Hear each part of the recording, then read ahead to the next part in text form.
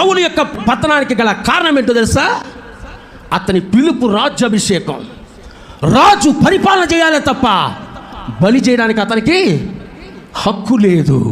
బెన్యామీను గోత్రస్తుడు అతను. లేవి గోత్రస్తులు మాత్రమే బలి చేయాలి.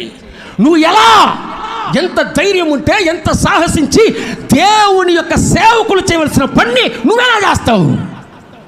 యాజకుడు చేయవలసిన పని నువ్వెలా చేస్తావు? దేవుని మహిమ కోసం చేసే వ్యక్తి ప్రయాసతో, భారంతో ఏదైనా చేస్తాడు. తనకు బాధ్యత అప్పగించిన దాన్ని ఏదైనా చేస్తాడు. మీకు తెలుసా, స్టెఫన్ లాంటి గొప్ప దేవుని చేత అభిషేకించబడిన అపోస్తలులు ఇచ్చిన బాధ్యత ఏంటి? భోజనాలు వడ్డించేది. హల్లెలూయా.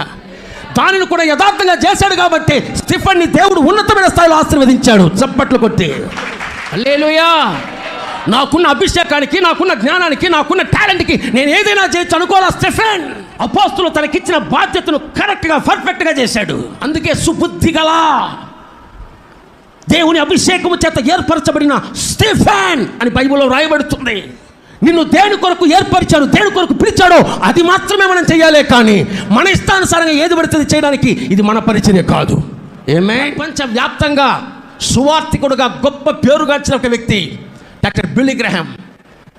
బిల్లీ గ్రహాం యొక్క పరిచర్యలో ఇవాంజలిస్ట్గా అతను ఉన్నతంగా పరిచర్య చేశాడు. ఉన్నతంగా ప్రపంచమంతా బిల్లీ గ్రహాం తెలియని వ్యక్తులు ఎవరు లేరు. విచిత్రం ఏంటో తెలుసా? అమెరికా దేశంలో ప్రెసిడెంట్తో సహా, మంత్రులతో సహా ప్రతి ఒక్కరూ ఆయన దగ్గరకు వచ్చి ప్రార్థన చేసుకుని వెళ్ళాలి. ఆయన చెప్పిందే రూల్. అంతగా ఒక ఉన్నతమైన సేవ చేశాడు బిల్లీ గ్రహాం గారు. మంత్రులంతా కలిసి ఓ రోజు బిల్లీ గ్రహాం దగ్గరకు వచ్చారు. అయ్యా, అమెరికా దేశానికి ప్రెసిడెంట్గా నెక్స్ట్ మిమ్మల్ని మేము ఎన్నుకోవాలనుకుంటున్నాం. మీరు కానీ ఊ అంటే చాలు, మా ఎంపీలంతా మీకే సపోర్ట్ చేస్తాం. ఊ అంటే చాలు, అమెరికా దేశానికి నెక్స్ట్ ప్రైమ్ మినిస్టర్ మీరే అన్నారు.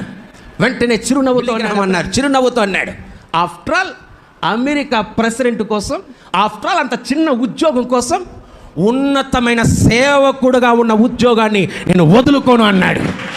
హల్లెలూయా. అమెరికా ప్రెసిడెంట్ అనేది ఆఫ్టర్ ఆల్గా ఎంచాడయ్యా. తన కాలింగ్, తన అభిషేకం, తన యొక్క పిలుపు అంత ఉన్నతమైనది. ఆమేన్. హల్లెలూయా. పరిచర్య సేవ అంటే సాధారణమైనది కాదు. ఎవరెవరు ఏ ట్రాక్లో ఉండాలి ఆ ట్రాక్లోనే ఉండాలి. యేసు ప్రభువును మీరు గమనించారా?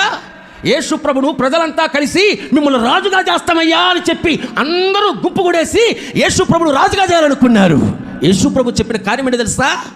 నేను రాజుగా ఉండడానికి పుట్టలా, నేను చావడానికి పుట్టా.